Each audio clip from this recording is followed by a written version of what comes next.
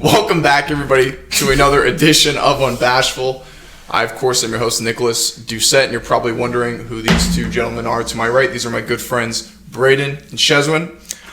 Today's going to be a fun episode. We're going to be talking about the Oscars. We're going to go over all the categories that most people pay attention to. We're going to talk about those, give our thoughts, talk about, who we'd pick versus who will probably win. And then we'll go over some other things, some Marvel stuff, some nerd shit, and it's gonna be good. Gonna be a good episode. Grab a snack. It's gonna be a long one, and let's just get right into it.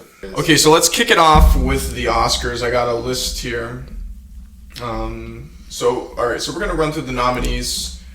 What do you guys want to start with? You guys want to start with Best Picture? Best Costume. No. Best Costume? No. We can do something realistic. I think that one's easily. I think that's easily going to go to the way. Okay, why don't we get into this animated feature? The costume? Okay. Oh yeah, animated feature. I got some takes about this, bro. Okay. I have some news for you, Braeden, as well. I know you're gonna say something, but you can go. So just for the viewers, if you guys don't know the nominations, so there's 5 pictures here. I guess we're gonna start out with the animated feature film. There's some good ones on here. So we got Guillermo del Toro's Pinocchio, Marcel the Shell with Shoes On, and then we got Puss in Boots: The Last Wish, The Sea Beast Turning Red. So, okay, just for me personally, I've seen only 2 of these, so I'm not really going to be able to give like pretty long, detailed answer, but we just saw Puss in Boots the other night. And Turning Red, I'm going to be honest with you, I have basically nothing to say about Turning Red. I watched like 10 minutes of it, and I was like, yeah. It's okay. Seen enough. Yeah. It's honestly, it's just like a cut above average Disney movie. I don't know. It's nothing insane. It's a good movie though. I wasn't the biggest fan, but what about you guys? Have you guys seen like The Sea Beast? Have you seen? You've seen Pinocchio, right? Yeah, I've seen Pinocchio. Maybe. Yeah, I saw Pinocchio. Yeah. You have any words, Braeden, about either? You said you got a take here. Let's transition the mic over. My take is Pinocchio's gonna win, and it should. Bro, when has an animated movie swept the nation like Puss in Boots? Like, for real. Like, we gotta discuss this. Bro, we went there to see this movie. Theater full of grown-ass men. It was pretty busy. To see Puss in Boots. Yeah. I think nobody there seen Pinocchio. That movie with the shell was just cursed. It was good. Don't get me wrong, it was good. But it was cursed. Yeah. When did that even come out? That was old. It came out. That was like beginning of the year. Yeah, around like what? I think March, April. Around April time, Marcel came out. It had a pretty limited. It was. It's a A24 attached to it. So I mean, that's like a lot of people's current opinion about it from the beginning. It's like, oh, this studio must have a big influence on this movie or something. I watched it. It's okay. I enjoy. It's a very wholesome movie. I don't know. I felt not. It was a creative way of creating an animated movie, right? But I don't think it's insane. I feel like the other 2 movies on here, Pinocchio and Puss in Boots, are just like the two best by far. Mm-hmm. And I agree with Braeden. I think it's insane. That's what I mean. Is they're the best for different reasons. Yeah. Like Pinocchio is like a classical like movie. Yeah. And it was like animated beautifully and everything. But like I'm saying, like, and I know it's an Oscar, so it's probably gonna win for that. Yeah. But like, bro, Puss in Boots took over. No, I think Puss in Boots took over. I think how it has to win. As a personal choice here, I would say, bro, I think Puss in Boots is the best movie, one of the best movies of the year. I think it's period. I mean, me and Braeden have been avid fans of DreamWorks, man. Like, we've been there for. They don't miss. They don't miss. They don't miss. I mean, you look at any movies in the past like 10, 20 years, and they're stand out compared to other Pixar movies. I think, like, you think of Kung Fu Panda. Disney, Kung Fu Panda is insane. Just been pumping out a stream of mediocrity for so long with animated movies, bro. I feel Turning Red was just not good. It just wasn't. I'm sorry. I have different opinions about that, but I still Turning Red's okay, bro. It's not that bad. It's not that. I think it's pretty enjoyable. Not like bad. I said mediocre. Though. Yeah, I know. Like, it's not but bad. Like Raya is a bad movie. That movie came out I think last year. It's not good. I don't think it's good at all. I think it's like so stupid. I mean, you know how I am. I'm not. Yeah, the biggest fan. I'm a very big fan. That's what I'm saying. Like, that's why I believe in DreamWorks. We have How to Train a Dragon, one of the best. One of the most gems. Like, I don't know if it's been snubbed every year. It's been nominated for an Oscar. It did get snubbed. It loses all the time, so it sucks. And Shrek, bro. Like, I could think of Boss Baby is a blimp. I don't know. I don't think that counts. Boss Baby, but I've never seen that one either. It's horrible, man. It's not. It's not good. And I don't think it's coming back anytime soon, bro. Like the main guy, he's acquitted of the charges of murder. So I think so. Alec Baldwin. Oh. Yeah, I think why is he like one of the? Wait, it was from Rust. Remember, he's the one who shot the lady by accident. So I think maybe the franchise might. Well, he was charged with involuntary manslaughter. Involuntary, yeah. Not to get all into that stuff. Yeah, but I don't know. You can make so many arguments. Yeah, you about can that make so from, many. It's not like he knew the gun was loaded. Yeah, exactly. Then you have to question the production team as well. Do you think Illumination and DreamWorks are gonna associate themselves with that guy again? Oh, obviously not. I mean, look, I don't think so. What's happening with Rick and Morty? The lead writer, or I think the lead creator of both characters. Rightfully so. But I think they have damning evidence for that, and then. Oh no, I'm not denying that. I'm saying it's probably.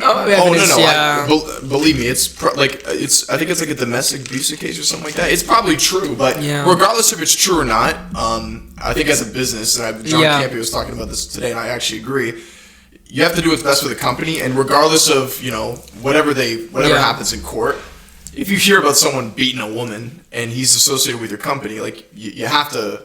You have to get rid of it. But anyways, that's a conversation for another day. Anyways, Puss in Boots is the best movie here. I personally think it's better than Totoro. I think what Braeden says is the exact same opinion I have. I love you, Guillermo. Puss in Boots is just different. Better. He's different. I don't know what else to say. As like an artistic form, even if you made the argument that Del Toro's movie is more artistically better or something, I don't know. I just don't think that's true. I think it's animated better. I don't think so, bro. Honestly, don't. I feel like, bro, the animation, yes, is very much derivative. Yeah, Pinocchio was beautifully made. I think, it was a bro, movie. I think, I don't know. Okay. But the problem with that I have with it is the rest of Pinocchio just kind of sucks. Like, Pinocchio's boring. Whose favorite Disney movie is Pinocchio? Yeah. Nobody. Like nobody at all. Puss in Boots is so much better than I just think it's so much better.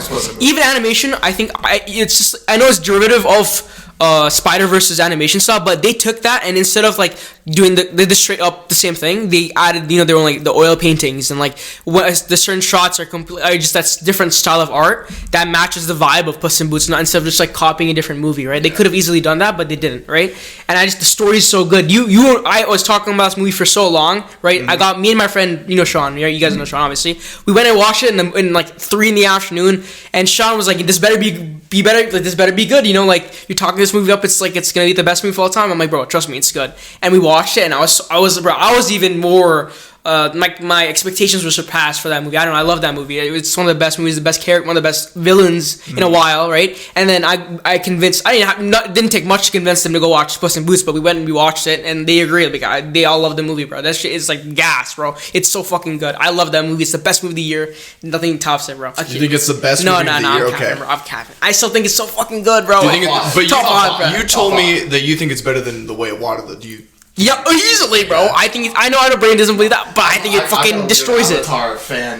It destroys it. Well, okay, so I think we're all like. I mean, it's hard for me to really give an opinion. If I'm gonna pick it, it's Del Toro's movie. He's won the other 2 awards. He's won, so it's pretty much like a lock. You think will win? Yeah, will win. Okay. It's pretty much a lock. Yeah, I think so too. Yeah, but I feel like it shouldn't be. I feel like the people need to have a say. Yeah, and we choose Puss in Boots. Yeah, I think Puss in Boots. Spoken up. We want Puss in Boots. Everyone who wasn't that gold statue. Dude, I even watched this over Discord with my friends, right? And they agreed like it's one of the best movies. And sitting on a 27-inch monitor watching it. We were watching it in theaters, right? And they're having that same feeling watching it on a fucking monitor screen, right? For the first time. It's just that good. Nothing, like obviously watching in theaters adds like that experience, right? Mm-hmm. But even minus that experience, it's still a fucking amazing movie. You could rewatch like 1,000 times. It's like a classic, I think so. Like we're gonna watch it all the time moving in the future. Yeah.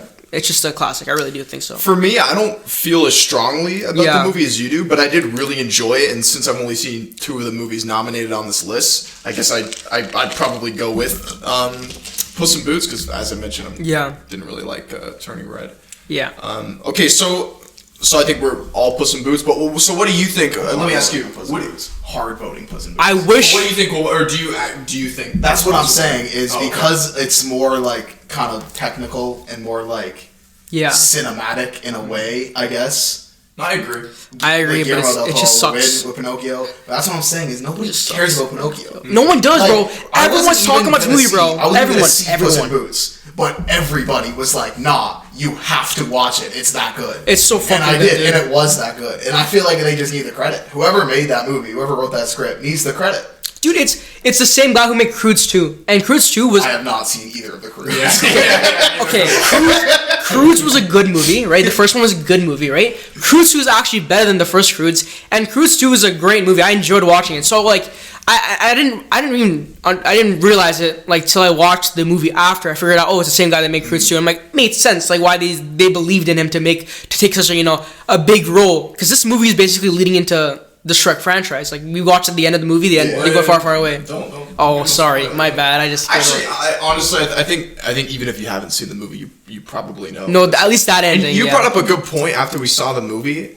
Actually, I don't know if it was you or your brother, but one of you guys mentioned that this is sort of like DreamWorks' like palette or it's like soft launch. Exactly. Yeah. Like seeing the reception, seeing if people still care about this franchise, about this world. And I think everyone loves Shrek. Yeah. I feel like people care about Shrek now more than they did ever. when Shrek was just a film. Yeah. Like Shrek came out, it was a good movie. I like Shrek. It's a good movie.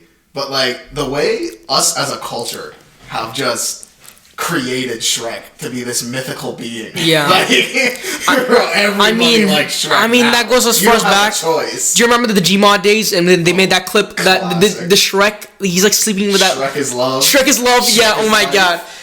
Shit like that keeps that character going alive. So it makes sense that that his presence. Yeah. People will come to see Shrek. Yeah. Okay, so let's jump into the Best Picture nominees now. I think this is where the heated discussion. Yeah, the heated discussion. So first of all, before we get into it, what are your thoughts on them allowing for 10 nominees? I think that's good, bro. As opposed to 5. That's fine. I think like us as movie fans do put a lot of credit into the Oscar nomination, and so many good movies come out every year. Like especially for this category, I like it. I think it's fine. Yeah, I think the whole point is one of those things. It's impossible to pick. Yeah. Truthfully, like. Yeah. No, I don't think it's impossible, bro. I really do. Like. Yeah, but everybody will have a different take on it, right? Like, yeah, I likes guess movies so. More. Yeah. It's an interpretive. I think it's just like that. I mean, it's the credit. Very rarely, anyway, is there Yeah. an objective just Best Picture. Yeah. You know what I mean? Like, pretty much any of like at least 8 out of the 10 could like reasonably win. You know what I mean? So I like it. Mm-hmm. Give them the nod. Give them some credit. So with that said, let's get into the nominees themselves. Let's start just from the order of the list. So they got All Quiet on the Western Front, Banger. Avatar: The Way of Water, Banger. The Banshees of Inisherin, Elvis, Everything Everywhere All at Once, The Fabelmans, Tar, Top Gun: Maverick, Triangle of Sadness, and Women Talking. So have you guys seen all the movies on this list? I haven't, but I've seen most of them. I've seen most. I've seen most of them. Yeah. Yeah. I haven't seen Women Talking. I haven't seen Triangle of Sadness, and I haven't seen Tar. Everything else. I've only just haven't seen. I haven't seen all the first. Oh movie. yeah, I haven't seen the one either. Yeah, on the Western Front, I haven't seen that, and I haven't seen. You haven't seen All Quiet on the Western Front? No. What's the other one? And Women Talking. Yeah, and Women Talking. Yeah. It's crazy depressing, but it's good. Maybe just move Is that it like an Irish movie or something? What is it? Like what is? All Quiet on the Yeah. Western It's Front. like a World War II. It's World War One movie. It's kind of just about like the effects of war on like people. So like he gets like drafted to go to World War One. I think he signs up actually. I don't quite remember. But he goes and then it's like obviously it's World War One. It sucks. Yeah. Like beyond sucks. And, like all of his friends die. All this, and then he comes home, and everyone's like happy to see him, but he doesn't feel home anymore because he's been out in the trenches for like months. It really is just depressing, but it's like it's interesting to see. And I thought, what's his name? Dude who played John Shelby, the main actor in it. I forget his name. I think his name was like. Wait. Which Shelby? John. Like the younger one? Yeah, the youngest. Yeah. Or the one who dies early Is his on name in like the show. John Pope? Something like that. I forget his name, but he did a really good I know job. what you're talking about. He did a- Yeah, I know he did a I know what very you're good talking job. about. Yeah. Yeah. It was good. It was It's like kind of sounds like Deer. You know, remember that movie I showed you, the Deer Hunter with Robert De Niro? Mm-hmm. It's kind of like that. Like Christopher Walken. he comes back to reset society, and he's like he realizes that he still is affected by Vietnam and stuff. Yeah. I saw like a review, and correct me if I'm wrong because you've seen the film, but someone described it as like the main character we follow. He was very much feeling like patriotic, and Yeah. he was excited to go into it, Yeah. and then he didn't realize that like, Yeah. oh shit, this is like yeah, this that's is for kind real. of like that's Yeah. kind of what the plot is. Yeah. It's like because nothing really like too crazy like happens. It's more so about him and how like he goes from like this guy. War is coming. He's excited. He enlists. He's gonna go fight for his country. Yeah. War is terrible, and then he comes home and he's still not okay. He's never okay. Yeah. And it's just sad. it's not a happy movie, which is why I don't see it winning, because there's not anything good that happens. It's just a depressing couple hours. But it's a thoughtful couple hours as well. Like those films, like not every movie you're gonna watch is gonna make you feel lust and happiness. Like I feel like it's important to watch those really dark and fucking depressing films every once in a while. Like those are the best movies, I think. So, exactly. Yeah. Well, those are the ones that'll leave you thinking, right? Whereas I love my Marvel movies, but it's just kind of like you get in, you get out. You're not really thinking about it afterwards, right? But. So for me, I'll just kind of give my pick. The movie I've given this one a lot of thought because this is probably the most competitive category because there's a lot of good movies this year. The movie I would pick to win would be Everything Everywhere, but the movie I think will win. Me too. The movie I think will win is Banshees. Yeah. And I love Meet the Fablemans. I saw that at TIFF. That was amazing. Top Gun Maverick, really liked it. I'm not so sure. Personally, it deserved the Best Picture nomination. I'm sure you probably feel differently on that. Triangle of Sadness, haven't seen it. Women Talking, I've heard it's great. Once again, haven't really seen it. Elvis was good. I think it was a bit long. But unlike a lot of people, I was actually a fan of the editing because if you're a fan of Baz Luhrmann, you're familiar with his films like The Great Gatsby. Like he has a very frantic, chaotic pace to his films, and it is very stylized. But I mean, you want a director that has that style. That like we all have that. I mean, when you're watching a Christopher Nolan movie, when you're watching a David Fincher film. Like so, that's his style, and it's kind of up to you whether you're a fan of that or not. But yeah, to make long story short, Banshees, in my opinion, will probably be the film to take it. But I would pick Everything Everywhere. So, Braeden? I would pick Everything Everywhere all at once as well, for sure. Mm-hmm. For sure. I like that Top Gun got the nod. Because Top Gun had no business being as good as it was. It was really good. The first two Top Guns are like whatever. Like, it's Tom Cruise, he's flying jets, he's doing Tom Cruise shit, is what it is. This movie's, good. Top Gun Maverick is good. You care about all the characters, you care about Tom Cruise, you care about the jets, whatever. That's the hardest part, bro. It's good. That's a good movie. Caring about Tom Cruise, so the hardest I'm down part, to give him the nod. I wouldn't give him the win at all, but it's almost like Black Panther. Black Panther got the nomination. I'll give him some credit for sure. Yeah, it's not gonna win it. Yeah. Everything Everywhere All at Once was such a good movie, though. I start to finish, just banger of a movie. Yeah, I didn't avert my eyes once, that entire movie. It's one of those ones. It was great, and it really had something to say. You know what I mean? It was emotional, it was thoughtful. But Shez, I want to hear from you. So what are your thoughts for the best picture this year? Yeah, I think I have the same opinion as you, Nick. I think it's gonna be Everything Everywhere All at Once. I mean, sorry, I hope it's gonna be that movie, but I know that it's not. I know it's gonna be Banshees of Inisherin. As if you're talking technicalities and stuff, I think it obviously Banshees I think is just the better story, from beginning to end. It's like reading a book. That those levels, such simple things in watching the movie, bro. Do you remember the first scene where McDouglas's character is standing on the beach, the first time they had a conversation, and this is just after they talked about the guy who walked into the water and killed himself. If you see where he's standing right in the footsteps in the sand. Simple things like that. The whole story is very much a cycle and about basically the life they live. And it's everything about that movie. I think it's just artistic. It's just perfection, bro. I really do. It's so hard to compare it to Everything Everywhere All at Once. It's hard to compare a lot of these films. Yeah, because they're so different.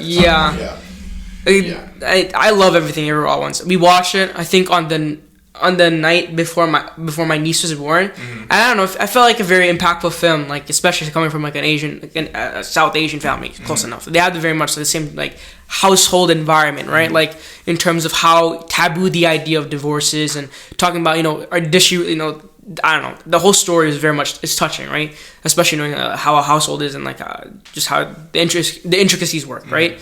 And I don't know. The Daniels did such a good job on that movie, bro. Everything is so creative. The writing, I don't know. I could never think of what they thought. To be honest, that shit is insane. I know it's crazy. It's so crazy. And part of the reason why I think Banshees will win, and I'm going to piggyback off of what you said in the beginning, I think it does have to do with the stories. Yeah. I think to general movie-going audiences, and even to some of the Academy voters, they'll probably hear of the multiverse and Everything Everywhere and maybe get a little bit apprehensive about it. Whereas Banshees is a lot more of an approachable. Yeah. It's a lot more consumable, I think, to most people getting it. Exactly. Yeah. But Everything Everywhere, it's not like Tenet. It doesn't have some complex. No.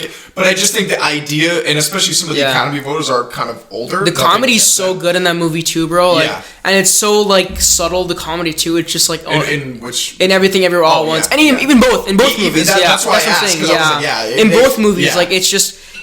Those are the signs of like the best movies. Are you fucking ramming? And it's so hilarious, bro. I love Banshees. Fucking ramming.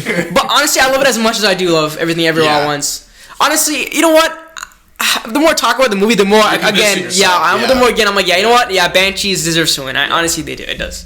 It's just an amazing movie, and it's pretty much two guys, and I mean, it's just two guys who have a rough time in their relationship, right? And that's why I love the movie. It's just so simple, such a simple idea, and how they expand upon it. How every character has a beginning, middle, end. It's you can never ask for anything more. I love that movie. It really is a good movie. No. So, what do you think is like a sleeper of those picks that could rise up and swoop the award? Let me see. The Dark Horse. Yeah, the Dark Horse, bro. Top Gun is hell no, bro. Hell no. It's a good movie. Top Gun movie. It's a great movie, but it's just not. It's like a Marvel movie. Like that's what I'm saying. I feel like they gave him the nod just because they were like, you really just pulled a really good movie. Kind of out of your ass when you're. And it made a lot of money, bro. Hero stuff. It brought a lot of people back in the theater. They really did. Well, that is true. It quite literally revived cinema. Did. Like No Way Home happened, but there was kind of like a dry spell. Like we had some Marvel movies sprinkled. And other movies, bro, like Everything Everywhere All at Once, like it fed off that energy too, right? A lot of people, started getting back into the culture of movies and stuff because of Top Gun, and that kind of boosted other movies that were released along the same time, right? 100%. And Everything Everywhere All at Once, it was a movie, the whole story, right? It was a very small movie, and then it got big and stuff. Yeah. Who do you think got snubbed for a nod of Best Picture? Because I have one passionately. After Sun deserves it. After Sun could win this goddamn award. Is that the movie? It could win this goddamn award. No, it's a good movie, bro. And it didn't even get I know nod. there's an actor from that movie who he did get nominated. Yeah, did he? That's good. I think so. Yeah, I think people were like saying like Tom Cruise they're talking about it. He's like they were expecting him to get nominated, but he just didn't get nominated. So and then they're like, oh, he got basically replaced. Wait, Tom Cruise get nominated for Best Actor? Yeah, no, he did. He fucking kidding, dude. He got anything. Jerry. What's the name of the director of the film? David. Oh no, it's not. I'm saying David Yates. I forget his name, bro. Give him a nomination. Jerry Bruckheimer? Yeah, Jerry Bruckheimer. Yeah, that's the director. Yeah. I think if you're gonna look at some of the cast members in like to individually get, like I would even give Christopher McQuarrie a screenwriting nod before I give Tom Cruise. Like, don't get me wrong, Tom Cruise is a great actor. Yeah. Sometimes people underrate how good of an actor. Like if you've seen Eyes Wide Shut. Oh my, he's so good. He's a great actor. No, like no. I would say like.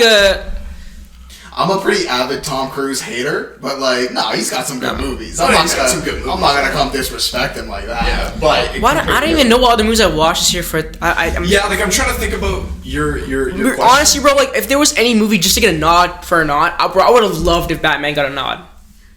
Oh yeah, it could have. You know what?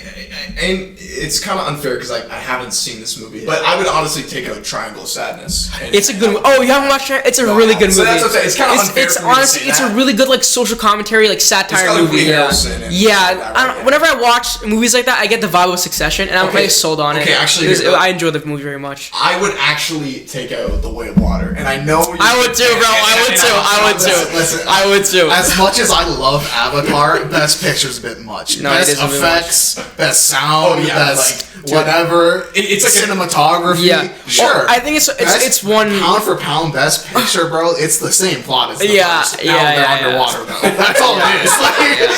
I love Avatar, but I'm man enough to. Bro, I think there's like a lot of issues with the movie, bro. I really do think so. Like, I still think that I know he had to be in the movie. Well, to James Cameron's credit, whatever he said, he has to be in the movie. But Spider, the fucking little kid, I fucking hate him. I hated him. I hated that kid. Bro, I hated that kid, and it made me hate him more that they presented him in a way like I'm supposed to like this kid. I hate this kid. Bro, and he's switching teams, bro. He was switching teams the whole time. What's that? He was switching teams the whole time. It was confusing. That's what I'm saying. Nah. Why he was? Well, he didn't really switch teams. But he got captured by. But somebody was. See, that's what I'm saying. He gets captured. All right. Is what it is. But he did aid them. He gets captured. Yeah. He tells them everything. Stick to the fucking script, kid. What are you doing?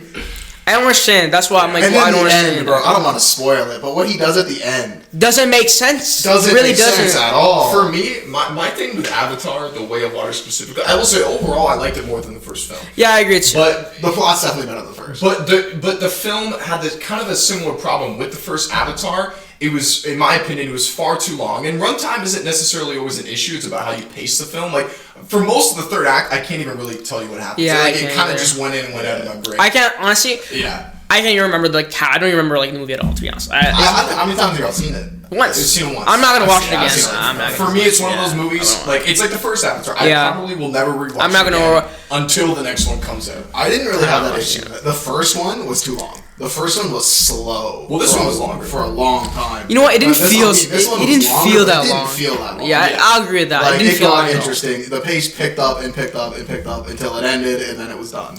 Yeah. Like, I feel like he did that well. 100%. The middle of the first Avatar is an hour and 20 minutes Yeah. of just like nothing really is happening. No. Except he's just in a wheelchair. Yeah. And you're like, alright, like we gotta get to it a little bit. Yeah. Yeah, I mean, like, look, one could play devil's advocate and say, well, you have to introduce his kids. You have to make us care about those characters. Those are entirely Yeah. new characters that are gonna be the groundwork for the next film, Yeah. right? So it makes sense why this film is longer, but yeah. So just to kind of round up before we move on to the next topic, so I think we all. This I think might be a hot take too, because you seem to like it. I would take Elvis the fuck out of this list. I would too. Elvis wasn't- Yeah, I no, would. no, I didn't even, Yeah. like, if I'm being honest, I didn't even like it. I didn't think it was Dude, I would take it out, but I don't know what I would Yeah, replace replace it with. Yeah, that's true. the thing. That's Like, fair. And look, I mean, we'll get into best actor in a sec, but I think Austin Butler deserves the nomination. But yeah. Anyway, so that'll actually probably transition us. The menu should have been nodded. I just completely forgot. The menu. I haven't seen that, but I've heard that's It another should film. have. Yeah, that's a It good should movie. have. You're getting a lot That of was a word good of mouth. movie. It I'm a should- sucker for chef movies. Yeah, that movie's gas though. It was fucking good. What about? I thought you liked Babylon too. Wouldn't you? Oh my God, Babylon! Oh, Yeah. Okay, I totally forgot. No. You're gonna take off Elvis and you're gonna put on Babylon. Babylon, yeah. Babylon. I haven't seen it. I haven't seen it, but Yeah. I heard a lot of people say it's a good movie though. So Dude, it's kind of divisive. I fucking loved it. I think I it's thought top. it was really. I didn't see it for like weeks Yeah. because it flunked so hard. No, it did. Yeah. And then eventually, like, I just went to see it, and it was like really fucking good. It was Yeah. really good. I don't. But I saw a clip. didn't see it. I saw a clip online of the ending, and obviously it's out of context, right? Oh, dude, the ending's great. But I don't understand Yeah, it. What is? yeah, It doesn't make sense. What is it? That makes sense of why I'm seeing those clips I'm at not the going to end. spoil it, Yeah. but it, Okay. okay. Overall, and I talked about this with you, I think the reason why the film performs so poorly is because it is very niche and it's very Yeah. much for like the cinephile, hardcore. Yeah, like it is. Like Jenny and Tom and her three kids. That's not the kind of movie Yeah. that they're going to go see on a Monday night. Can I say something though? Yeah. Can you just go watch Once Upon a Time in Hollywood? I feel like that's like this kind of the same vibe, right? Well, like they both like tackle and honor cinema Yeah. in different ways. This is all about like that transition from Oh, okay. from silent films to talkies. And Brad Pitt's character, it's funny you mentioned Once Upon a Time in Hollywood because his character in He's this in both- movie is yeah. like the That's like polar opposite. That's more like the '80s kind of. Yeah. vibe. Like, yeah, Babylon was literally like it starts out with silent films. Like Yeah. you're in the 20s. Like you're way. No, I just thought beginning people of like talked about it as like they were like a nod Yeah. to Hollywood. They're like respecting. No, it Hollywood, does like right? without So- spoiling it. Yeah. There's like a montage, But it's just, at like, the different end the eras movie, of and it literally Hollywood, yeah. shows like some of the most Yeah. acclaimed movies. Yeah, that's what I'm talking. That's what I'm talking about. Yeah, that's what I'm talking about. Because I saw it online. That clip. Yeah, I'm like, no, oh. it's really really good. But as I said, I think it is kind of niche and it is like it doesn't really appeal to. It is pretty niche and it is very all over the place. It is, If yeah. you weren't like really into it like that, you would not really have a clue what's going on. Mm-hmm. You know, I'll even say I think Brad Pitt deserves a Best Supporting Actor nomination. I as think well. so. I could agree with that. Yeah, and he's Supporting is he not the main? Is he not the main actor or something? Well, it's really is the dude who played Manny. Is he a supporting actor technically? No, or is he I the think lead well role? it's hard to or say a leading role. Enough to be a leading. because you know how once he becomes a studio executive, that's when we really start to see him more and more. That's like the second half. Because I found his story in that movie like so tragic, but like beautiful at the same Yeah. time. I thought he was the best character in the movie. No, he was. He was like by the a- center by a mile. Yeah. Man, what a horrible fucking marketing job by this team, bro. I still believe Yeah, that for shit. real. Yeah. I thought the whole time, as a person who hasn't watched it, it looks like it's a Brad Pitt solo movie. Okay, he's the main actor. No. So that's the fucking You that's wanna talk misleading. tragic, bro. His arc in the movie is fucking tragic, bro. It's so Sad. sad. No, that's man. unfortunate. Without spoiling Yeah, anything, yeah, like, yeah, it's very sad. Because unlike Cliff Booth from Once Upon a, he is the polar opposite. Yeah. He Literally. very much cares about obviously his image, how he is, and we're Like seeing Leo? this what's that? Like Leo and Kind Once of Upon like a we're Time. seeing, but I think it's more. It's more than that because we're seeing this transition into Hollywood, and he didn't grow up in theater. He grew up in the silent era. That's where he made his Okay. mark.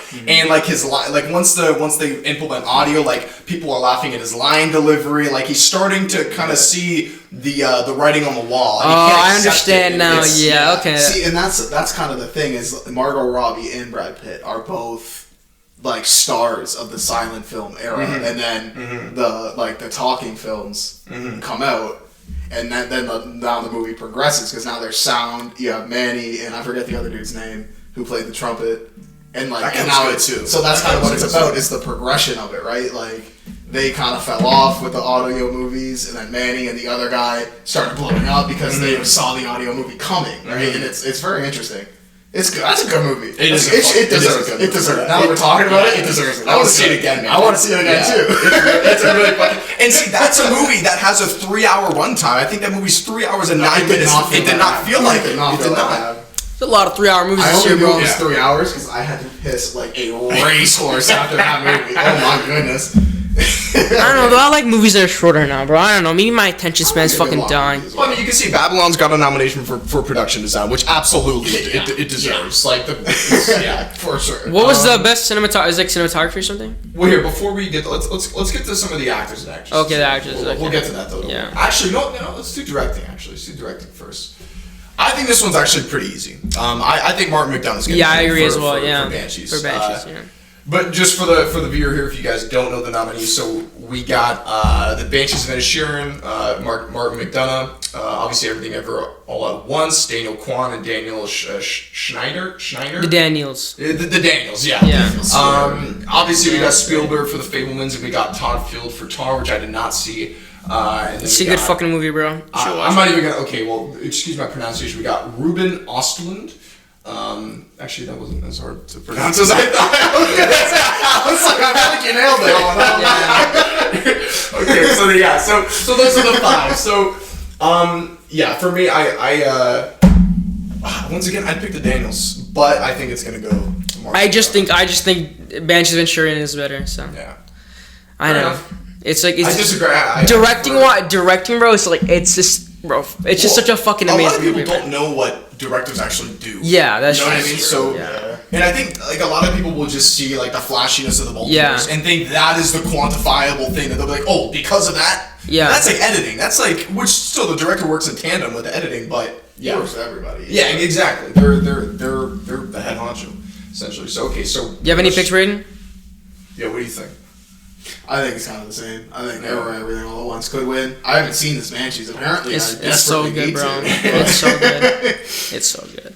All right, so let's let's go ladies first. Let's go with best actress. Let me pull it up here. I don't think man, I don't even know who these are. That's the big guy. What's that? Yeah. Animated feature film, actress in the supporting role. Yeah, Oh, here we go. Okay, so the There it nominees, is. we got Kate Blanchett for Tar, Oh, I do know. Anna de Armas for Blonde, Andrea No shot. Roseborough for To Leslie, haven't seen that, Haven't Michelle seen that. Williams for The Fablemans, Michelle Yeoh for Everything Ever All at Once. So I've seen all these performances except, actually no, I've seen 3 of the 5. I haven't seen To Leslie and I haven't seen Tar. For all the conversation I've heard, everybody keeps saying that Kate Blanchett is a lock Yeah. for it. She is a lot. She's a Have you lot. seen Tar? I have, and she's Okay, a lot. okay. She was very good. The only thing I'll say, Anna de Armas won't win it, and overall, Blonde was not a good film.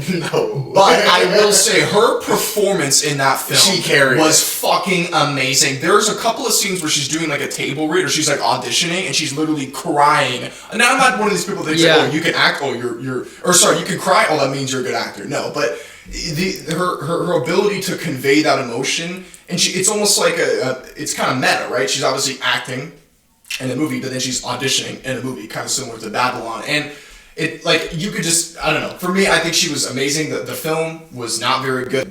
Have you guys seen The Fabelmans? Yeah, I have seen it. I haven't seen it. It's but It's really good. I haven't It's really seen it, good. but I've heard that Michelle Williams was like amazing in it. She was. And She she's got really them all was. here, so she obviously is. Is it good? Is it worth a watch? Yeah, definitely. 100%. Hell yeah. 100%. You should watch her, bro. It's fucking good. The thing I love about it the most is it's not even like if you're trying to be a director. It speaks to a lot of people that want to pursue Well, artistry. it's about passion, bro. Exactly. It really is. And for example, there's one part of the film that I always talk about. It's when Paul Dano, he plays like essentially Steven Spielberg's dad, and he tells him he keeps referring to filmmaking as a hobby. Yeah. And a lot of people can relate to that. Whether you want to be a painter or whatever, it doesn't have to be art. It could be a career that's tough to get into. Join the CDL. Yeah. Exactly. Fuck anything. And Yeah. your parents refer to it in that sort of Yeah. condescending, like in almost in past tense, like it's not. Yeah, gonna like happen. it's nothing. It's not reality. Yeah, it's a great movie, and bro. he tells him, he's like, stop calling it a hobby. Like, I don't know, to me, Bro, and Seth Rogen was fucking good too, He bro. was good, Yeah, yeah, when I Seth heard he Rogen was was in good. this, Yeah. yeah. Honestly, I'd never watched any of the trailers, so when I was going into it, it was just like, oh, I read the synopsis and I was like, okay, I'm gonna watch it. Yeah. I sat down, I watched them. Like, it was fucking good, you know. Dude, wait, 1 second. Was Bones and All nominated for Best Picture? Oh, no. Bro, Bones and All was better than Elvis, bro. Yeah, now I'm just like thinking of like. No, bro. I'm gonna say it again. Elvis was not good. Nah. Why is it there? You know, Like, bro, dude, I think there's a lot of good movies that came out this Yeah. year. I'm just and like, we're walking we're with all- Elvis. Half the shit in that movie didn't even happen. It's No. just Tom Hanks being racist. Like, yeah, that's it. he got That's the nominated for whole a movie. Razzie, man. He's that bad in the movie. He got nominated for a Razzie for worst performance for that So role, tough. dude. It's not. He was horrible in that movie. He took so much away. Honestly, whenever he was, I saw him in the movie, bro. It like snapped me out of that reality. Like Baz Luhrmann actually did a really good job of directing, but I feel like it was his fault, bro. Yeah, like he shouldn't. What was that, bro? Why would you let Tom Hanks act that way? He could have done better if you just told him like, yo, this is kind of my ass, man. See, that's the I don't thing, know, bro. right? Is here we are ragging on Tom Hanks. Tom Hanks had the best performance in that movie. Hell And it wasn't that no. good. Hell Austin Butler no. was not that good. No, I don't know. I think That's he a was really good. No, I think he I was thought it was really good. I thought he was good. I thought he was good. I'm gonna be honest, man. Like top to bottom, I did not like that. If you compare it to That the movie was hundreds not of good. Elvis impersonators, That's on the best internet, one, like bro. that's the most realistic. Now his little campaign after about him, that's a new world. Like he talks like that. Like that's how he's. Okay, here I don't believe would that. push back on that. And I hear a lot of people say that. And the only thing I'll tell you is think about it from an actor's perspective. Not that I can speak Yeah. from this experience, but when he's been training, working with a dialect coach, working to essentially be trying his best to Yeah. become this person for 2 years, it's going to have a little bit of a lasting effect. Now, 2 years from now, he's still talking like that, then I will agree with you. I'll say, okay, that's a little bit pretentious. Cut that shit out. But the thing is, like, he worked on this character. He even said in interviews, like, I listen to audio tapes to fucking sleep. Like, he really gave it his heart and soul. Like, that's why I don't agree with this discussion of like, oh, it's like I said, give it more time. I feel like even a year from now, he's still doing that. I'm like, oh, hey, big mom, you know, like then I'll agree. But you know what? You know what though? Like you listen. Are you not English? Like, what are you doing?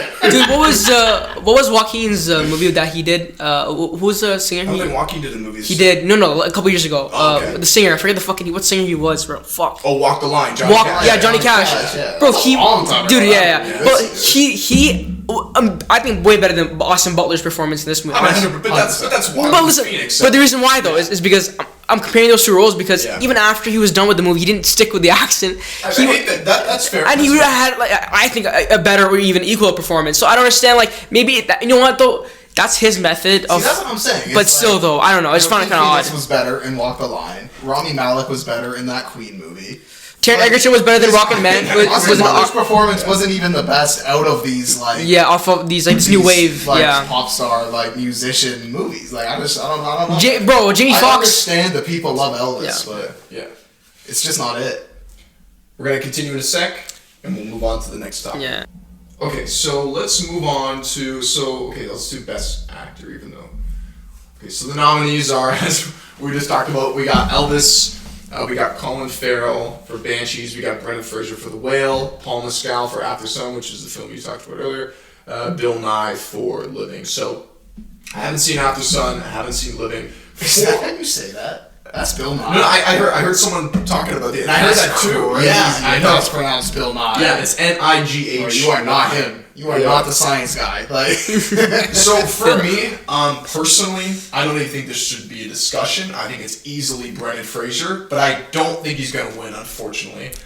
For me, I don't know why. I just feel like, I'll be honest, I'm not as strong on Banshees as you are. I really liked it, and I do want to rewatch it, but to me, I think the awards it won at the Golden Globes has really kind of elevated its stock, and I think going to the Oscars, that momentum's just going to keep getting stronger. So I feel like Banshees is going to kind of be like Dune from last year and just sweep most of the awards. But Doom was fire. Doom was good. But for me, I think it should easily be Brendan Fraser. But that's just I'm gonna have to agree. I think Paul could do it though. That movie was good. Y'all seen that movie? After Sun?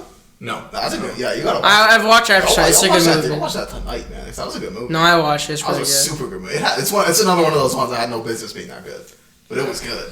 But Honestly, I think bro, Brendan Fraser should. I'm telling you, those pocket stories, bro, like things like some small story. I think those are the best ones, bro. I really do. Because like in a way, they're the most human ones. Yeah, really are. Like, they're relatable. Like a story just about a daughter and their father. I mean, that's all you could ask for, bro. Well, it's there's so many other things. It's about time, which obviously time is we see that in a lot of films. Yeah. But this guy feels like he's lost so much time that he could have spent with his daughter because he made a life-altering decision. Yeah. And he's not necessarily regretting it, but now he's trying to rekindle a relationship that it's all he fractured it. It was his fault. So. It's a touching story. Yeah, and it deals with a lot of mental health issues. Obviously, like deals with a guy that's compulsively eating to. I think, to fuel his. He definitely deserved it though. He deserved this. Yeah, this nom. He did. Yeah. I'm not even trying to be one of these guys. It's like the cool thing to say. Like, watch the fucking Whale. You will like. I didn't even know Brendan Fraser like had that in him as an actor. You know what, bro? Bro, no, after I Journey believed to him. the Center of the Earth and The Mummy. No. Saw this one coming. No, Like, that's what I'm saying. But listen, you guys haven't watched Doom Patrol, bro. I've been talking about that show for He's in that show, since right? I've watched it since the first season, whenever it came out. Right, when I heard that Brendan Fraser was gonna be attached to the project, I'm like, damn, bro, I haven't seen that guy in fucking years. Like I've only really seen him in like childhood memory shit. Dude, I love watching Journey. I know people didn't like it, but when I was a kid, I loved watching that movie. So when I saw his name, I'm like, okay, cool. Like he's gonna be like this cool character, right? And dude, his story is so. I think his story, his arc in the show is so good, bro. He's an amazing actor. Like, when he got announced for The Whale, I'm like, you know what, it makes sense. I mean, he's been on this little bit of a run recently of like his name has been like brought up more. Like people on TikTok and Instagram have been like using his name as like talking about his past and stuff. So I feel like it's been like some time coming, to be honest. Like I feel like in a way that's why he will win. Like even if the underdog story, bro. I feel like the underdog story, like won like a lot of awards and has like momentum going. Yeah, into it. I think so does Brendan Fraser because he really did get blacklisted. Bro, Brendan Fraser disappeared. For whatever reason too. It's a whole thing. No, it's a whole thing with his wife and for whatever reason. I'm saying why he got blacklisted. Yeah. It was voluntary on his end, or Hollywood just said no. It wasn't. It was just a mixture of everything. Yeah, because he did the right thing. It's one of those ones. It was. But justified. Colin Farrell though, I think if it's not for him, Colin Farrell is disgustingly good in this movie, bro. I think Colin Farrell deserves. Like, I'm not trying to make it seem like I don't like it. Yeah, I really like that. I give it like a 8 out of 10. Like, I think that's a really good rating. It's just it's just hard. Those movies, it's like King's Speech, right? I love that. I don't know if that's too much. I don't love that movie, to be honest. I enjoy that movie. It's a good movie, right? And like you wouldn't think what's his name? He would win for best actor, but he did, right? And then I forget his fucking name. He won the main actor won best actor in the movie, right? Colin Firth. Yeah, he won. Yeah, Colin Firth won. Yeah. And when he won, it was a good role. He was very good, and he kind of deserved it, right? But it felt like almost a guarantee, those type of roles. Like that's exactly how I feel. Just really good script writing, really good acting. Like it wasn't insane and but I feel like the emotion you get with Brendan Fraser, bro, is bar none this year, bro. His character, I watched it illegally. And it was a good fucking movie, bro. I enjoyed it. Yeah, Nick, you telling me to watch it. I didn't watch it in theaters, but you have seen it. I've seen it. So I watched it online. And sorry, I don't like Sadie Sink's character, bro. For real. Yeah, I don't, bro. I understood her anger in the film. Yeah, but to me, the sudden switch at the end. Yeah, it was when she jarring. all of a sudden wants to be like, that wasn't earned. No, yeah. You know what I mean? Like, if they're gonna go that hard into the resentment and the anger, which is justified. Yeah. Obviously, her dad left her. But at that point, they went so far into it that they should have just stuck with. For her to have the sudden switch at the end, like, oh, I want you to be my dad now. Like, right before you, we're not. Yeah, but it's I know. You agree? Yeah, that's why I enjoy that movie very much. Yeah, so I agree. And the missionary, the actor Ty Simpkins, for me, there was something about his. It was very acting. Like I could tell he was acting. Acting. If you know what I mean. There wasn't like. I feel like casting could honestly. I feel like sometimes some movies are a little bit better casting. Exactly. Overall, better film than The Whale as a story. Well, I feel like it's like a book. You know, like you get everything, all the story. It's like a big beginning, middle, end for every character involved, right? Even like the two guys in the bar, like how they always repeat what they say. You know, it's small things like that. You'll never get in other movies, where you never will. It's so good. I love that. One thing I will say, Hong Chow. Yeah. Best supporting actress. I think. Was that his support worker? Support worker, yeah. Incredible. That scene where she's talking to where she sits the missionary down. I don't remember his name. His character. Yeah. But, she sits him down and she kind of provides context as to like what happened to Charlie, why her and Charlie know each other so well, because obviously. I'm not gonna spoil it. Yeah. And she breaks down like that. That was powerful. Yeah, it was good. But anyways, so for me, I'd pick. Let's just, before we move on, what would you guys pick? I'd pick Fraser. I would love Fraser to win, but I think Colin Farrell's gonna win. I agree. I don't think he will. Bro, you have to watch the movie, bro. It's fucking good. Bro, and but you know what it is though? The previous he's been winning. That's why. That's why he's been. That's like. Oscars tend to go in the favor of other films, but sometimes they change it up. Yeah. Sometimes like out of nowhere, some other movie wins. Well, he kind of needs him getting younger. So that is true. That prejudice on things like comic book movies and other films. Eventually, slowly. And we're gonna talk about we're gonna talk about supporting female actresses, right? Soon. Yeah. And that's what we're gonna talk about Angela Bassett, right? Yeah. She got nominated. Yeah. And to piggyback off of what you guys mentioned earlier, like narrative, I feel like the Oscars is kind of like the MVP award almost. Like there definitely is like a narrative that plays a factor. It's like an unspoken thing that they'll never admit it. They'll never be like, oh, like we're gonna give it to Brendan Fraser because he was great, but also this is kind of like his comeback and this would look good for us. It is the big redemption. Yeah, so if he has anything going for him beyond, man, that guy's sick, bro. I love him, man. He's sick. I would say it's the narrative for sure. I fucking love Brendan Fraser, bro. That guy's sick. He's so wholesome. You see, like we watched the round table like a week ago or something, and it's like the way he respects his co-workers in the space. Dude, I think I pronounced it. And he's being nominated as well for supporting or something. Let's actually get into that. That's a good segue. We're gonna run through this one quick because the camera is probably where is it? How that like? Can I not fucking read? Actor and supporting. Here we go. Okay, so we're gonna quickly run through this. Nominees are Brendan Gleeson for The Banshees of Inisherin, Brian Tyree Henry for Causeway, Judd Hirsch for The Fabelmans, Barry Keoghan for The Banshees of Inisherin. Wow. Dude, The Banshees. I'm telling you, that's what I'm saying. Cleaning house. Yeah. Ke Huy Quan for Everything Everywhere All at Once. Okay, I'll start off for me. I would pick Ke Huy Quan. I think his character was the heart and soul of the film, personally. But I think it's going to go to Brendan Gleeson. And I wouldn't be against it because Brendan Gleeson, I feel like his character was more important to the story than Ke Huy Quan. Like, technically speaking, they actually, I would say to Key's character, no, bro. I feel like it's his character's the engine of the movie, bro. For it really is. Like it's the engine, but from a plot and a storytelling perspective, they technically could tell the story without Ke Huy Quan's character. They'd be missing a whole element of emotion because, like you said, the divorce. Yeah. But I guess so. Then, Gleeson, who like. Dude, he's so fucking... Yeah, you're right. I honestly agree with you. I mean, sorry, I don't agree with you. Actually, I think he's going to win. What's his name? He's going to win.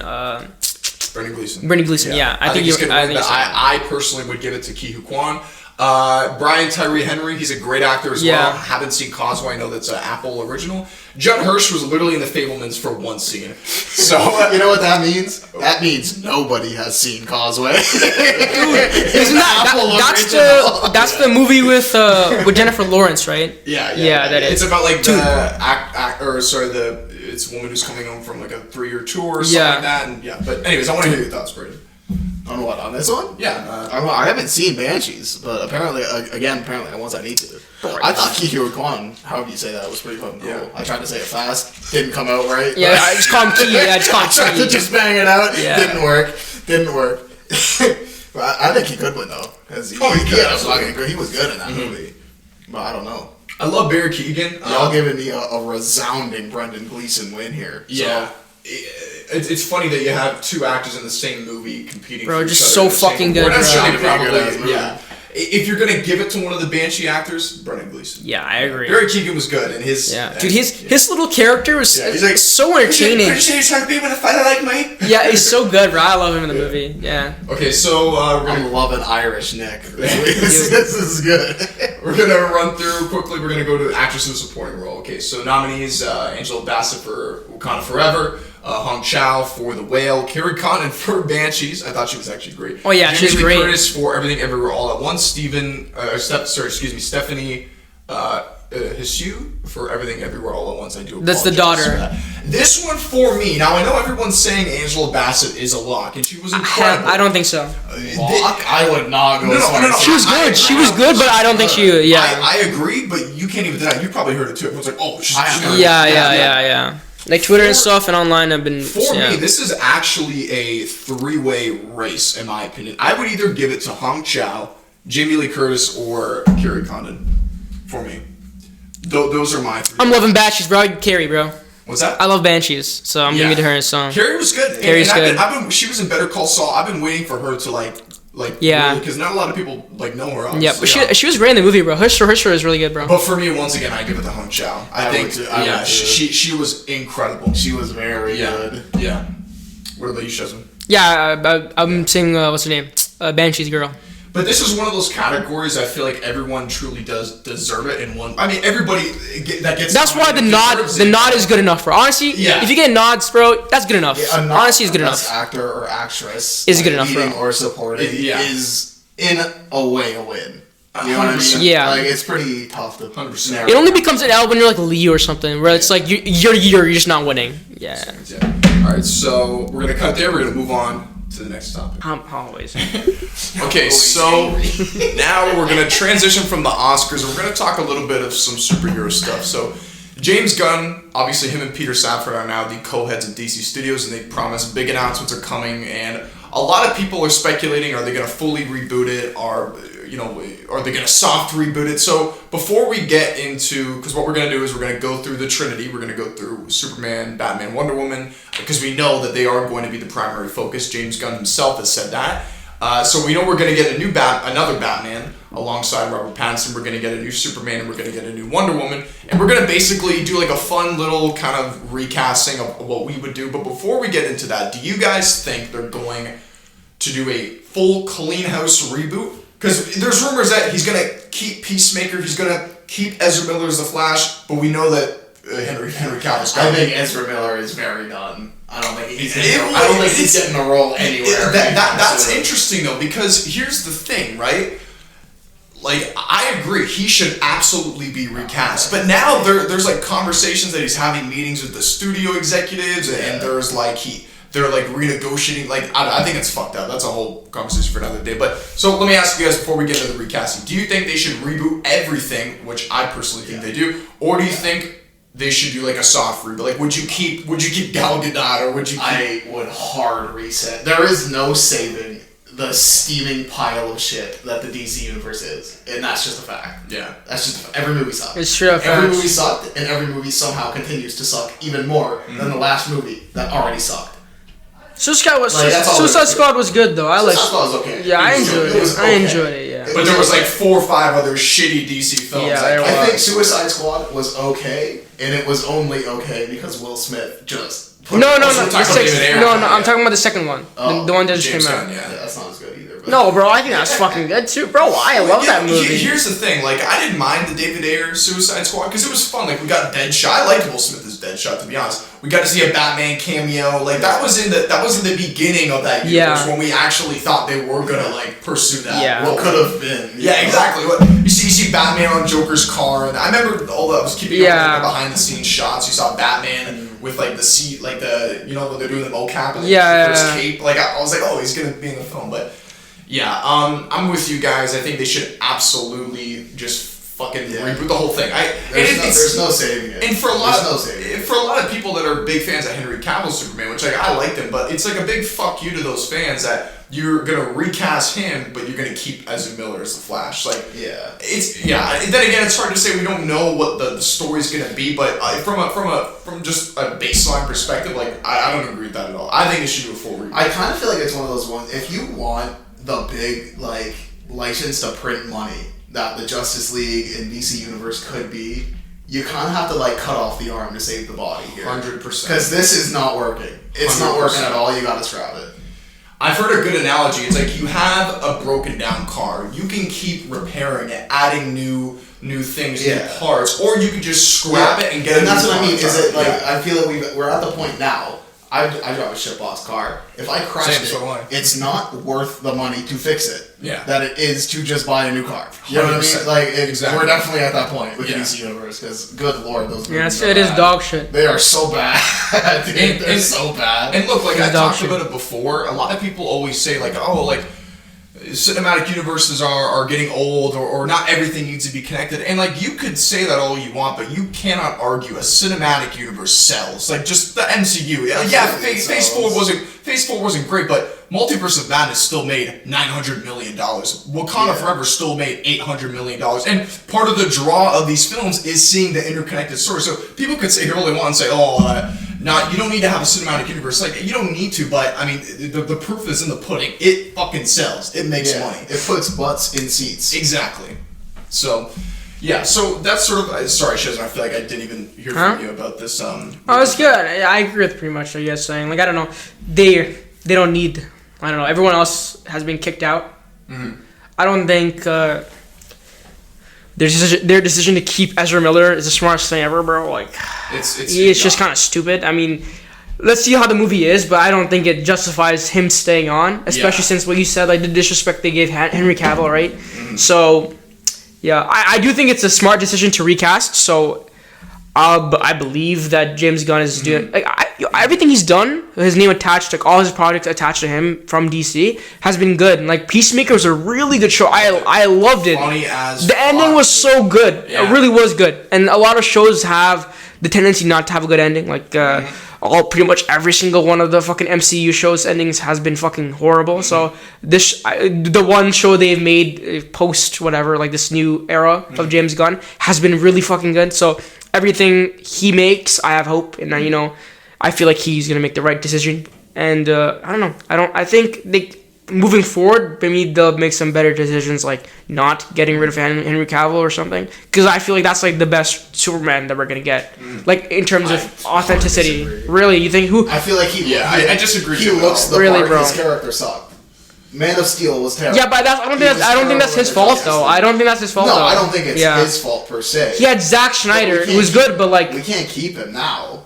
He's tainted. I love Henry Cavill. I'm a big Henry Cavill fan, but your run as Superman is done. You gotta accept it. I agree, and I want to clarify. Like I don't think Henry Cavill was disrespected. What my issue is that okay, you're gonna get rid of him. That's fine. You two are the new heads of the DC studios. You have a universe to build. You got to make some tough decisions. But put your money where your mouth is. If you're gonna get rid of him, have that same standard with Ezra Miller, right? So that's you gotta draw the line in the sand here. Exactly. Like, you keep them all, or you keep none of them. Exactly. You literally could have said. I feel like he was disrespected, bro. Especially in terms of his contract and everything, how they treated him as a. I feel like he was disrespected because he had to leave shit. Yeah, that's what I mean. He left Geralt, which was like a role he liked. He really loved. He really loved. It was a passion project for him. Literally, yeah. And then he leaves that to go be Superman again, and then they're like, "Yeah, you're not Superman." Like, no. Yeah. Here's the only thing I'll push back on. Like from his perspective, I could totally understand why you feel like you got shafted. But here's the thing. The people in the studio executives that asked him to come back for Black Adam, that was before Peter Safran and James Gunn were hired to be the studio heads. So here's what you could argue is like, well, they knew a new regime was coming in. They could have at least told Henry Cavill, hey, we'll bring you back for Black Adam, but you're probably not sticking around. But no, they went a step further. Henry Cavill said this. He's like, the studio told me to make take a video of myself saying I'm coming back as Superman. So from that perspective, I can understand him getting shafted. I think the studio, they're not stupid. They knew they were getting ditched. They knew James Gunn, they knew Peter Safran were coming in. So I just think it was timing. I think was the worst thing. So I don't blame I really blame the old regime. I don't blame Peter Safran and James Gunn because they're doing a job. They got hired. But I don't feel like his time, like I don't feel like how like Robert Downey Jr. like he had control over his legacy, his time in the MCU, right? Mm-hmm. Obviously it's to a certain degree, yeah. But they discussed with him like how he was gonna leave, then he left in an appropriate way, right? Yeah. I don't feel like they did that justice to him because... I 100% agree. Like, 100% agree. And that's the problem. Everything to do with his character, all his issues, wasn't him, bro. Everything was with the studio, the writing, like, the directing. The decision they made with his character, I don't think was his fault. He tried his best for what he was given. And he's not even, like, an amazing actor, but he is a good actor. Every movie I've watched him in, he's been really pretty good to decent, right? Like, the Mission Impossible movie he's like the villain in it, right? But he's really good. Like, he's a really like good villain. And so I know he's a good actor. So and I know his potential. So it's just interesting to see, like, it sucked that he really did have to suffer the most for this new this new reign to come in. Like he look, took from the his most perspective, I could totally tell. I could totally understand why you feel like he got fucked over. Because I mean, to a certain degree, he did. He did. Yeah. But anyway, so let's transition here. So I got a couple names. I want you guys to see these. I want to get your reactions.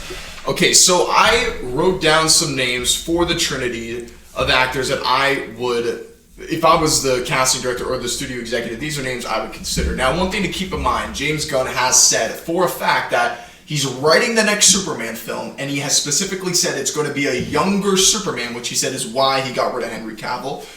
So I was looking at actors. Too much, eh? I was looking at, when I was making this list, I was looking at actors in their early 30s. For Superman specifically, because he said this film is going to pick up. We're not going to get the origin story. It's going to be Clark Kent in Metropolis early as a reporter, but it's going to be a younger version of him. So that was something that I kept in mind. Is that really that young? I feel like early 30s is kind of old. Well, I mean, Henry Cavill was like 40. So, I mean, compared to that. Fucking old. Yeah, he's like 39, 40. That's crazy. Yeah. And I don't know, when I hear young, to me, I just think early 30. I think if you go like 24, like too young. I think that's a little too young. 20s is young. Dude. Well, no, 20s is young. But for a ginger Superman, bro, I would love fucking Lucas Hedges, bro. The ginger Superman. That'd be fucking sick. Bro. Lucas Hedges. Dude, that'd be so sick. He's such a fucking good actor, bro. Like, I feel like he deserves more roles. Like, actually, I don't give a fuck. What if they made Superman like ugly as fuck? Like, that's what I'm saying. Lucas Hedges, bro. Like, I'm telling you. I mean, Lucas Hedges is not ugly. He's just fucking ginger. So it'd be interesting to see him in a movie, like in him as Superman. But I don't think he's even close to being casted to that role. So let's start off with Batman. Okay.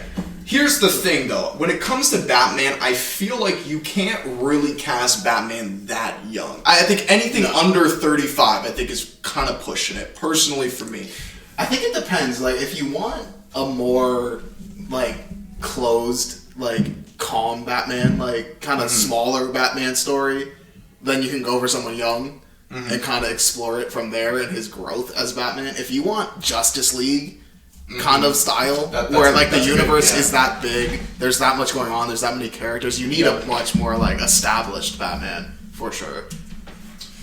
So here are some names that I threw out. Now you got to keep in mind, I heard somebody bring this up, and it is actually true.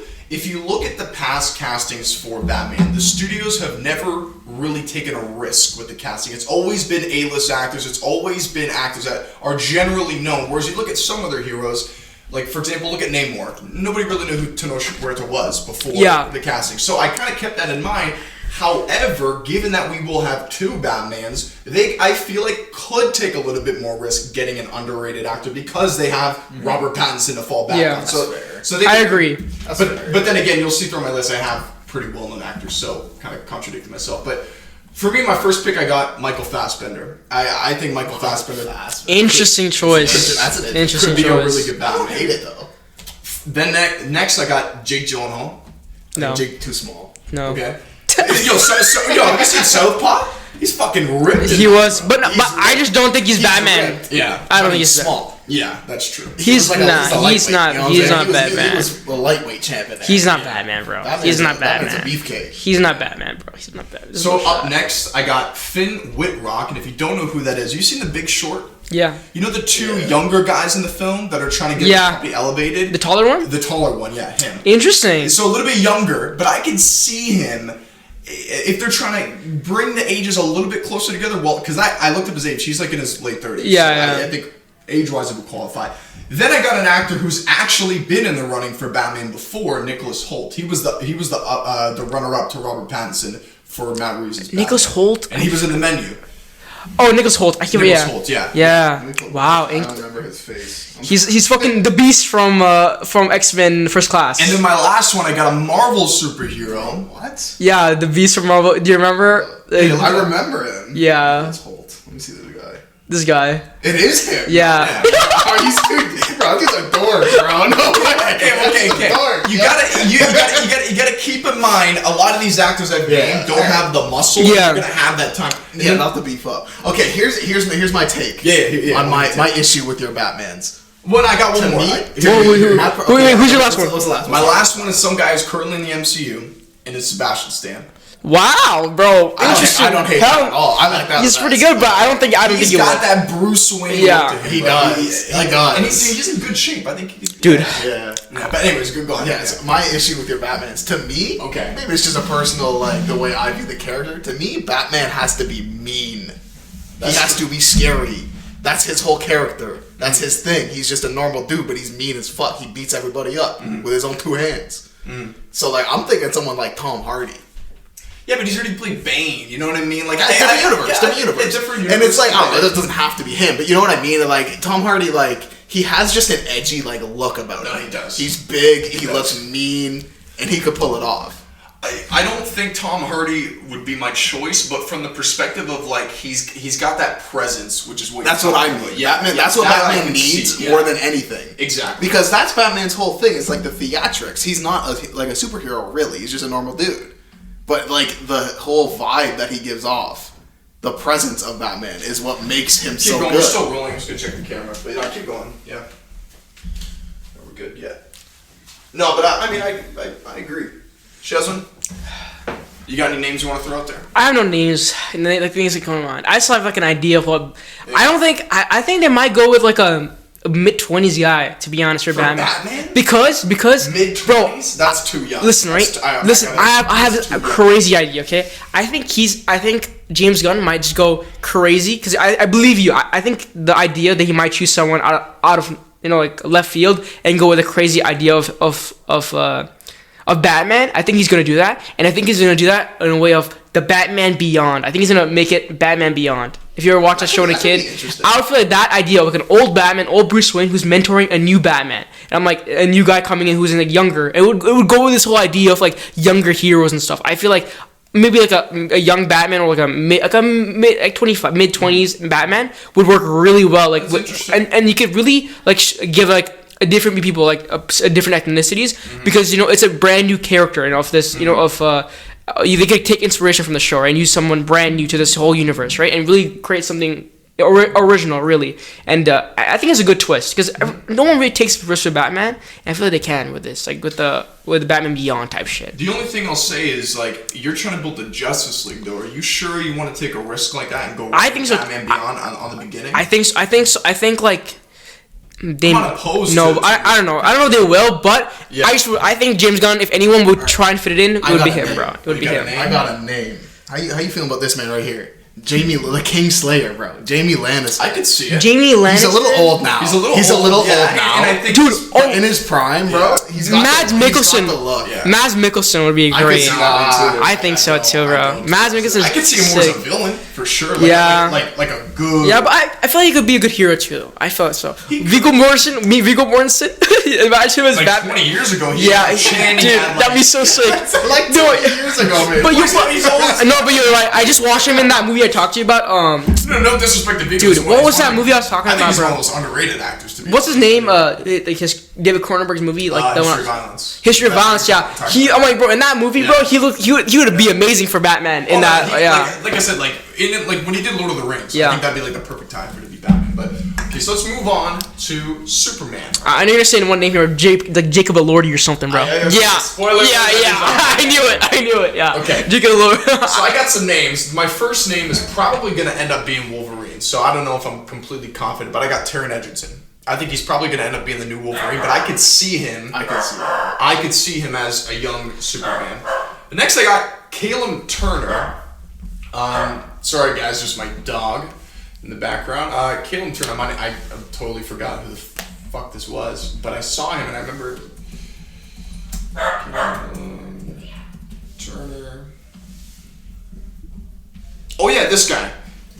He's from Beast films. And like I said, they're going for a younger Superman. I guess. You know what I'm saying? No, I don't think so, bro. He's got that Clark Kent hairdo for sure. Yeah, the hairdo, yeah. He's got the features. I think he could definitely do it.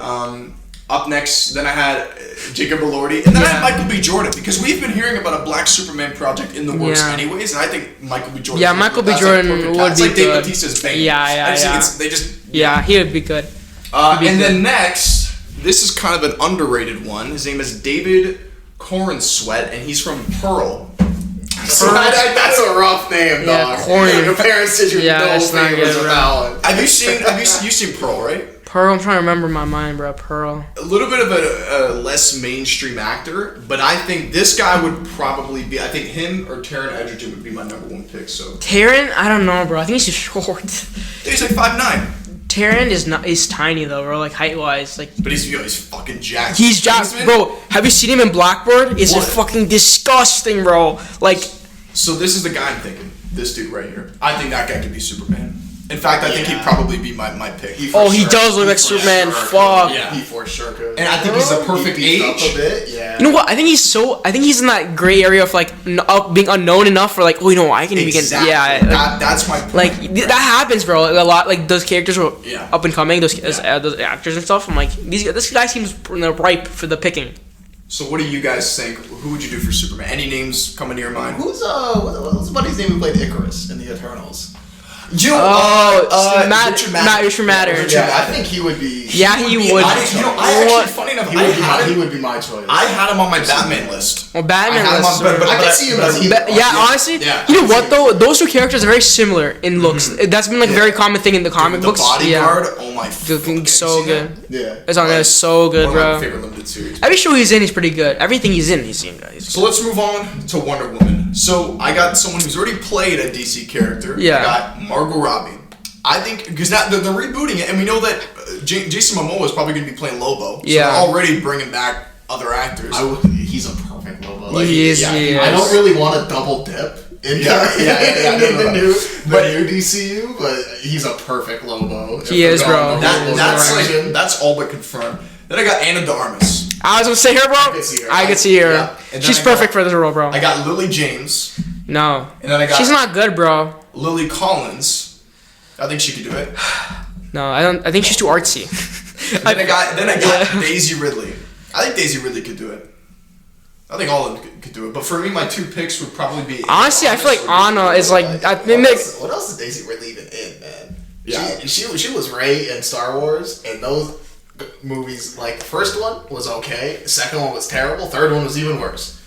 And I'm like, and she hasn't been in anything else that I've seen. Yeah. So, I don't know. I would not take that risk, to be honest. I don't know if that's really the play. Yeah. Honestly, bro, Anna, I think she might be chased because like everyone would love her to be in the role. So I don't know what they're gonna do, but man, I mean personally, I love Anna. Honestly, I think she's great. And I think Margot could also be a really good. Yeah, but I don't. Just thinking about it in my head. But I feel like if anyone's gonna pick the role, like who'd be convinced enough, I think Anna would. Honestly, I don't think Margot would ever be convinced because she's in that circle of like Leo and shit. And I'm like, I think she has the same mindset of like not being in superheroes. Yeah. Well, what do you mean? She's already done multiple superheroes. No, like it would be weird. Like, no, actually, you're right. I completely forgot that she is fucking. And Suicide Squad. Harley Quinn. That's why I said she's actually never mind. But to be honest, like, I don't think they would recast her for that role. Yeah. Because I think what they struck gold with her and Harley Quinn. I completely forgot about Harley Quinn. Oh no, I think Harley Quinn's gonna get recast. I don't think so, bro. You don't think so? I think she's a perfect. You have to recast her. I don't think so, bro. Well, you don't even have it. First of all, in this current DC universe that we have now, there is no really a Joker. There was Jared Leto, but I honestly think she's the best you'll get for Harley Quinn. I honestly do. I don't think anyone's gonna top her. Yeah. I think you could do a lot with Harley Quinn. Harley Quinn's a very open to interpretation kind of character to me. But Lady Gaga is Harley. Yo, people are shitting on her. I actually think she's a good actress, personally. I don't understand the shitting on Lady Gaga. What has she done? She's good, bro. Dude, what has she done in a movie to be shit on? She was great in House of Gucci. I agree. She was great in The Star Is Born. Dude, I love House of Gucci. That's a good ass movie. lot of people. She's okay in House of Gucci. She's pretty fucking. I thought she good. was. Adam Driver was the best part in the movie. Oh, Adam Driver Yeah. was the best part of the for movie. sure. Yeah. We're actually going to talk about Adam Driver in a second. Yeah, would y'all bring him in here?